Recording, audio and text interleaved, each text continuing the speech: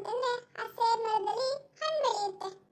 ಹಣ್ಣನ್ನು ಕಿತ್ಕೊಂಡು ಇದನ್ನ ಯಾರಿಗಾದ್ರೂ ನಮ್ಮ ಪ್ರೀತಿ ಪಾತ್ರರಾದವ್ರಿಗಾರ ಕೊಡ್ಬೇಕಲ್ಲ ಉಡುಗೊರೆಯಾಗಿ ಅಂತ ಯೋಚನೆ ಮಾಡ್ತಿರ್ತಾನೆ. ಆವಾಗ ಅವನು ಒಳ್ಳೆದು ಪ್ರಜೆಗಳ ಕ್ಷೇಮಕ್ಕಾಗಿ ಹಗಲಿರುಳು ಚಿಂತಿಸುತ್ತಿರುವ ಅರಸನಿಗೆ ಇದನ್ನು ಕೊಡಬೇಕು ಅಂತ ಯೋಚನೆ ಮಾಡ್ತಾನೆ. ಕೊಡೋಣ ಅಂತ ಅರಸನ ಸಭೆಗೆ ಹೋಗ್ತಾನೆ. ಆ ಅರಸನ ಸಭೆಗೆ ಹೋಗಿ ಅಲ್ಲಿ ಆ ರೈತ ಏನ್ ಮಾಡ್ತಾನೆ ಅಂದ್ರೆ ಆ ಸೇಬ್ನ ಅರಸನ ಮುಂದೆ ಇಟ್ಬಿಟ್ಟು, ದೊರೆಯೇ, ಇದು ಬಹು ವಿಶೇಷವಾಗಿದೆ.